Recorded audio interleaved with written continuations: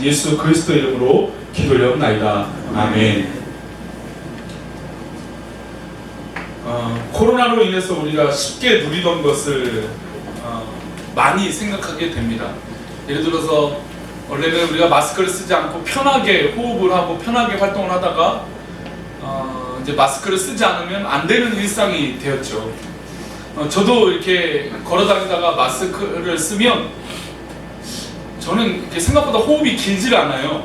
그래서 호흡이 길지 않아서 이렇게 활동성이 있어서 그런지 숨이 이제 금방 합니다. 근데 오래 다니기는 또 의외로 잘해요. 오래 다니기는 잘하는데 이게 숨이 아마 이게 남성분들, 여성분들 다 마찬가지겠지만 이 마스크를 쓰니까 금방 숨이 찬다라고 하는 느낌이 굉장히 힘들게 합니다. 그래서 마스크를 웬만하면 쓰고 있지만 금방 답답해지고 심지어 숨이 찬다는 생각 때문에 막 어지럽다는 생각도 막 들고 막 그런 어려움들이 있어요.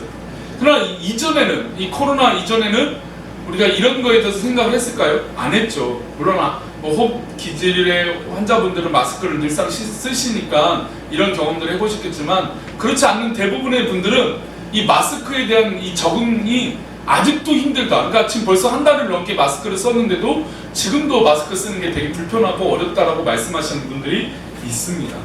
그래서 이전에 못 느꼈던 내가 당연하게 누렸던 것들이 이렇게 감사한 조건이 되는 것이구나 라고 하는 생각을 해보게 됩니다. 게다가 사람들을 우리는 늘상 편하게 만났죠. 그렇죠? 그러나 이제는 사람들 만나는데 두려움이 생깁니다. 내가 아는 사람, 내가 검증된 사람, 내가 확신이 있는 사람은 만날 수 있지만 내가 전혀 모르는 사람이나 내가 관계 없는 사람들을 만나는 건 주저하게 됩니다. 왜냐하면 감염 경로 때문에 어떤 사람이 어떻게 나에게 다가올지 모르기 때문이죠. 심지어 지지난주 2주 전에 뉴스 보니까 사우나에 갔는데, 목욕탕 갔는데 그곳에서 코로나에 걸렸다는 이야기를 듣고 아무데도 못 가겠다라고 하는 이 두려움에 빠진 사람들의 이야기도 듣게 됩니다. 그만큼 사람을 만나는데도 주저합니다. 물론 이렇게 호흡기로 직접적으로 이렇게 침이 튀어서 병이 이렇게 이제 전파가 된다고 하니까 침이 튀어서 이 접근하는 게 아니면 이제는 좀 적응돼서 마스크를 쓰고 활동하는데 조금 적응된 것 같습니다. 그럼에도 이전에 못 느꼈던 이 불편함들이 우리 가운데 굉장히 많아졌던 건 사실이죠. 지난주 이제 주일을 보내면서 질병관리본부에서 이런 발표를 했습니다. 코로나19 이전 시대로는 돌아갈 수 없습니다라고 하는 발표를 했어요. 코로나가 발병되기 이전에 우리가 누렸던 평안한 평상시의 이런 환경과 활동은 그 이전으로는 돌아갈 수 없습니다라고 발표를 했던 거예요. 저는 그 발표를 듣고 굉장히 충격에 빠졌어요. 우리가 평소에 과거에 누렸던 것들을 이제는 이제 못할 수도 있는 거구나. 과거의 그 평안함으로 우리가 살 수는 없을 수도 있구나. 그만큼 심각하구나. 사람이 이렇게 적응하고 이제쯤 괜찮지라고 했던 이렇게 생각이 들었던 이 시점인데도 불구하고 어렵구나 생각이 듭니다. 그래서 이전으로 못 돌아간다는 하는 말을 듣고 이전에 누렸던 것에 모든 것이 감사한 마음을 드리게 됐습니다. 제가 어떤 뉴스를 봤냐면 이 코로나19로 인해서 큰 변화를 경험한 나라들이 있대요. 대표적으로 긍정적으로, 이제 안 좋은 것들은 다 알잖아요, 그렇죠? 근데 긍정적으로 일어났던 나라들이 있대요. 코로나19 때문에. 시리아 내전은 10년이 이제 거의 9년 넘게 내전이 일어나고 있는데 10년 가까이 거의 50만 명 이상의 살상자, 죽음의 이 전쟁으로 인해서 내전으로 해서 경험을 하게 됐답니다. 근데 코로나가 발병되니까 휴전이 된 거예요. 물론 코로나19에서 죽는 사람도 있지만 이전에 전쟁으로 인해서 죽는 사람보다는 훨씬 더 평화로운 시대가 되어버린 거죠. 또 우리 남아공 이제 케이프타운이나 이런 데는 범죄율이요 자그만치 40%가 넘어갑니다. 1초에 한 번 폭력 사건이 일어난대요. 그 정도로 이 폭력이 많은데, 그래서 이 마피아나 갱단이 있다라는 거죠. 엄청나게 활동하는. 그런데 코로나19가 발병이 되니까 마피아 두목들이 화해를 했대요. 우리가 지금 서로 전쟁을 하고 서로 싸움을 하면 이 코로나로 인해서 사람들이 더 어려워질 수 있다. 우리도 자신들도 아플 수도 있으니까 중단을 하자. 그래서 원래 30% 40% 넘던 범죄율이 거의 10분의 1로 줄어들었다고 합니다. 그러니까 우리가 이전에 경험하지 못했던 일들이 이 코로나로 인해서 완전히 뒤바뀐 시대가 되어져 버렸어요. 맞습니다. 어떻게 보면 우리는 이제 과거로 못 돌아갑니다. 우리 꿈꾸는 게 현실도 과거로 못 돌아가죠. 그러면 과거로 못 돌아가는데, 우리가 과거가 좋았던 것들이 있는데 이 과거로 못 돌아가요. 그럼 우리가 앞으로 어떤 것을 기대하며 살아갈 수 있을까요? 하나님, 우리가 평소에 누렸던 것을 못 누리는데 앞으로 우리가 어떤 기대를 하며 살아갈 수 있습니까? 라고 하는 질문을 할 수 있잖아요. 아니, 코로나 때문에 이렇게 불안하고 또 우리 교회의 현실도 보면 어렵고 힘든데 과연 앞으로 우리가 어떤 기대를 하며 살아갈 수 있을까요? 라고 하는 질문을 할 수 있다는 것이죠. 오늘 그런 의미에서 계시록은 어떻게 보면 우리가 일상적으로 계시록을 경험해 볼 때 두려움의 책이라고 경험합니다. 고백하죠. 그렇잖아요.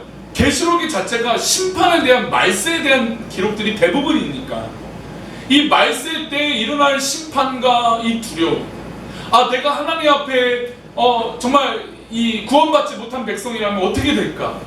그런 두려움, 그런 염려, 이런 심판을 내가 어떻게 끝까지 견딜 수 있을까라고 하는 또한 두려움, 게다가 정말 이 심판의 내용들을 보면 끔찍한 두려움들이, 심판의 내용들이 드러나게 됩니다. 그러면 이 두려움 가운데 과연 이 계시록의 목적 자체가 우리에게 이 말세에 대한 두려움만 주시는 책일까요? 성경일까요? 저는 개인적으로 그렇게 생각하지 않습니다. 물론 심판의 내용이 대부분의 내용들을 차지하고 있지만 이 계시록의 목적은 어떻게 보면 21장, 요한계시록 21장의 말씀들을 하기 위한 과정으로 나와 있는 말씀이라고 생각할 수 있어요. 우리가 경험하고 있고 우리가 체험하고 있는 이 모든 환난들, 어려움들, 고통들, 이 고통들이 어떻게 보면 20장까지 오는 시간들이었다면 앞으로의 시간들은 21장의 내용들로 우리 하나님께서 우리에게 메시지를 주고 계신다는 것이죠. 우리가 지금 말세 때를 살고 있어요. 저는 개인적으로 비유를 해본다면 이 말세 때는 지금 우리 한국 사회에 일어나고 있는 것이 다 말세의 표현들 아닐까요? 소위 요즘 말하고 있는 N번방, 소위 저는 어떤 내용인지 자세히 모릅니다. 그냥 너무 많은 너무 음란한 이 물들이라고 해서 그냥 자세히 알아보지도 않았어요. 근데 그곳에 동참했던 사람들이 수만 명, 수십만 명이 된다, 그런 이야기들도 있고, 게다가 그곳에 참여한 사람이 연령대가 엄청나게 어린 사람, 엊그저께는 18살인가요? 많고 그런 사람이 구속이 되고 이런 시대들. 그리고 물질 때문에 우리가 돈을 선용하며 살아야 되는데 이 물질이 우상이 돼서 정말 어떻게 보면 더 악한 시대. 내가 돈을 벌면 나는 성공한 사람이고 돈을 벌면 나는 잘한 사람이라고 평가받는 이런 시대. 어떻게 보면 이 요한계시록에 나와 있는 이 시대보다 이 내용보다 더 말세의 내용들이 우리 이 현 시대에 나오는 것은 아닌가라고 하는 생각을 해봅니다. 법으로도 해결되지 않는 부분들이 있어요. 제가 어제 뉴스를 듣다가 만 13세 안 되는 아이들이 차를 훔쳐갖고 광란에 질주하다가 차를 부딪히고, 전신주에 차를 부딪히고 도망을 가는 거예요. 법적으로 해결이 안 돼요. 왜냐하면 촉법소년이라고 연령이 너무 어리기 때문이에요. 물론 제가 그래서 그 사람들, 그 아이들을 처벌하라고 이렇게 말씀드리는 건 아니지만 이 법으로도 해결이 안 되고 해소가 안 되는 부분들이 이 악한 시대에 더 연령을 고분하고 막론하고 다 만연한 시대가 되어졌다는 것이죠. 그러면 우리 성도들 한 명 한 명의 개인적인 삶을 보면 어려움과 고통과 아픔이 없는 사람이 어디 있습니까? 다 마찬가지예요. 그러니까 어떻게 보면 우리는 지금 말세의 시간들을 우리 영적으로 보내고 있는 거라고 말할 수 있죠. 그런데 하나님께서 사도 요한에게 이 환난들을 다 설명하시고 이 고난에 대해서 다 설명하시고 어떻게 보면 고난을 누구든지 한 명도 예 없이 다 받는다 라고 말씀하시면서 이 고난 끝에 21장의 말씀을 하시는데 어떤 말씀을 하시느냐, 우리 오늘 본문을 읽었던 21장 5절 말씀을 다시 한번 읽어보겠습니다. 요한계시록 21장 5절입니다. 보좌에 앉으신 이가 이르시되 보라 내가 만물을 새롭게 하노라 하시고 또 이르시되 이 말은 신실하고 참되니 기록하라 하시고. 지금 기록하는 사람은 누구입니까? 사도 요한이 기록하고 있어요. 사도 요한이 기록하고 있는데 보좌에 앉으신 이가 우리 주님께서, 우리 하나님께서 나타나셔서 말씀하시죠. 내가 이제 하나님께서, 우리 주님께서 만물을 새롭게 하겠다. 근데 이 말은 신실하고 참되다.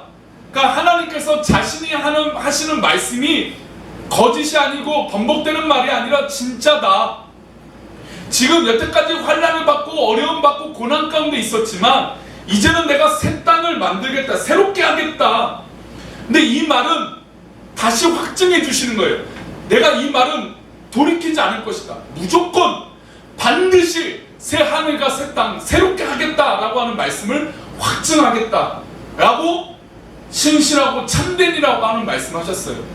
아니 우리 하나님 입장에서 신실하고 내 말이 신실하다, 내 말이 진짜다, 내 말이 참이다 라고 하는 말씀을 굳이 하실 필요가 있을까요? 없습니다. 하나님이 한번 말씀하시면 그대로 이루어지는 줄 믿습니다. 그런데 하나님께서 이 환난과 어려움을 당하면 우리 성도들의 심령이 어려워져요. 하나님, 내가 믿고 있는 우리 하나님, 이 고난 가운데, 이 어려움 가운데 있다면 과연 하나님 살아계십니까? 하나님이 살아계시면 왜 이런 어려움을 주십니까? 이런 말도 안 되는 이 어려움들이 왜 있습니까? 라고 우리 심령이 피폐해질 수 있다는 것이죠. 그래서 그 마음을 우리 하나님께서 잘 아세요. 이 환난을 견뎠지만 그래도 너무나 끔찍하잖아요. 이 요한계시록의 20장까지 나와 있는 이 환난은 너무너무 극심하게 어렵고 힘든 거예요. 이 어렵고 힘든 걸 경험한 백성들이, 하나님의 백성들이 그래도 지금 하나님 앞에 있지만 그래도 그 마음은 어떨까요? 너무너무 힘들었지 않겠습니까? 그 트라우마나 그런 모든 생각들이 있지 않겠습니까? 그래서 하나님은 의심하지 말아라, 내 말이 진짜다라고 말씀하시면서 신실하고 참되다. 하나님은 한번 말씀하시면 그걸로 끝나지만 우리 인간의 연약함을 아시고 내 말이 신실하고 참되다라고 위로의 말씀을 주신 것입니다.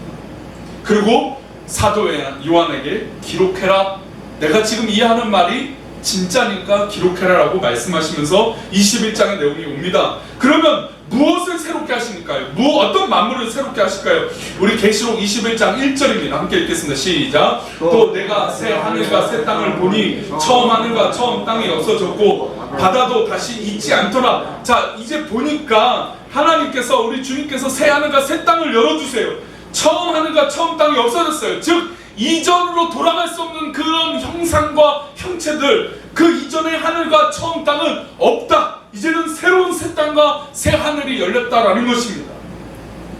이전에 있었던 바다도 다시 있지 않다. 즉 우리 인간들이 누렸던, 인간들이 생각했던, 우리 사람들이 경험했던 과거는 더 이상 존재하지 않다라고 말씀하고 있습니다.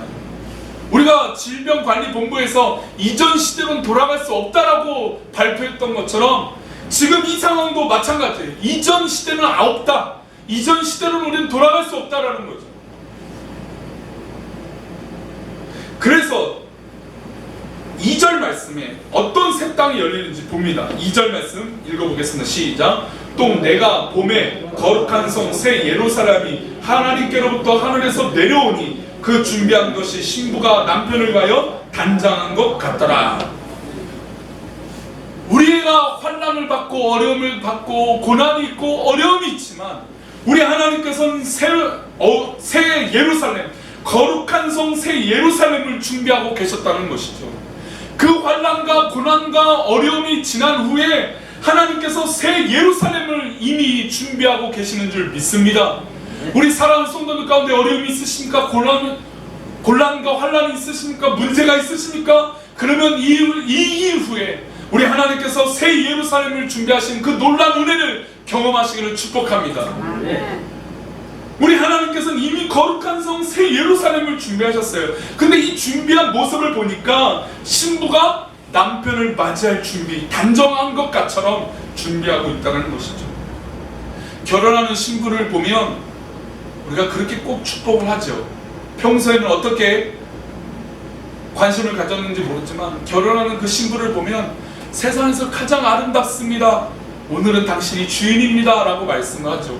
왜냐하면 하얀 드레스를 입고 그런 모습을 아름답게 갖추는 건 그날의 주인공이 누구뿐입니까? 신부인 것밖에 없죠.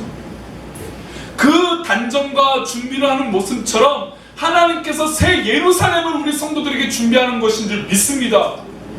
귀하고 아름답고 정말 신부가 남편을 준비하고 기다리는 것처럼 그렇게 단정한 모습으로 우리에게 예비하고 계신다는 것이죠. 그랬더니 이 예비한 끝에 하나님께서 우리 백성들에게 어떤 위로를 주시느냐, 그게 바로 4절 말씀이에요. 4절 말씀, 요한계시록 21장 4절 말씀입니다. 읽어보겠습니다. 시작. 모든 눈물을 그 눈에서 닦아주시니 다시는 사망이 없고 애통하는 것이나 곡하는 것이나 아픈 것이 다시 있지 아니하리니. 처음 것들이 어떻게 됐습니까? 다 지나갔다는 거예요. 우리의 과거는 다 지나갔다라는 거예요. 우리가 아픔으로 여기고 고난이라고 여기고 문제라고 여기는 건 과거의 일이에요. 현재의 시간들은 하나님께서 해결해 주시고 하나님께서 인도해 주시고 우리가 이 일을 하겠다라고 하는 그 결심하는 그 순간부터 이미 하나님께서는 새 예루살렘을 허락해 주셨기 때문에 우리의 문제와 고난은 과거의 문제인 줄 믿습니다. 코로나19로 인해서 세상을 바뀌었어요. 코로나19 때문에 우리의 발목이 잡혀서 우리의 모든 것을 포기하면 될까요? 그렇지 않죠. 우리는 어떻게 보면 결단을 해야 돼요. 물론 우리나라는 그래도 방역이 잘 되어 있으니까 선택적 방역, 즉 우리 성도들이 일상을 선택적으로 삶을 살 수 있어요. 그러나 외국이나 미국이나 유럽, 프랑스, 영국, 스페인 같은 경우는 이탈리아 같은 경우는 아예 강제적으로 그러니까 이 집에서도 나가지 못하도록 아예 막습니다. 그러다 보니까 어떻게 해요? 사람들이 막 시위해요. 우리 일상으로 돌아가게 해달라고. 그런 것에 비교해보면 우리나라는 얼마나 관리가 잘 되고 있는 거죠. 우리 대한민국 사람들이 그래도 우리 이 정도는 다닐 수 있다라고 확신이 들 정도로 해주니까. 마치 이전으로는 못해요. 그 사람들에서 못해요. 그러니까 선택을 하죠. 나는 코로나 걸려도 좋다. 이렇게 말하는 극성적인 사람들도 있어요. 외국이 그렇죠. 막 피켓을 들고 나는 일하고 있는 현장으로 돌아가고 싶다. 막 이렇게 시위를 해요. 과거의 문제들이, 과거의 어려움들이, 물론 우리가 그렇게 극단적으로 하시라고 제가 지금 그 말씀을 드리는 건 아니지만 우리가 과거의 일들이 지금을 말하고 있는 결론, 현재를 말하지 않는다는 거죠. 하나님께서 고난, 심판을 하셨어요. 어려움이 있어요. 문제가 있어요. 사단이 우리를 넘어뜨리는 것도 있지만 하나님께서 이 어려움 가운데 뜻을 보여주시는 것도 있어요. 그래서 하나님께서 과거의 일에 그 눈물을 닦아주시고 사망이 없고 애통한 것이나 곡하는 것이나 아픈 것이 다시 있지 않게 해주시겠다라고 하나님께서 약속해 주시고 계신다는 것이죠. 그리고 처음 것들, 과거의 것들이 어떻게 됐다고 말씀하십니까? 지나갔다라는 거예요. 지나갔어요. 지나갔으면 이 말씀은 돌아갈 수 없다라는 거예요. 돌아갈 수 없는데 왜 과거에 얽매여서 살고 있냐 이것이죠.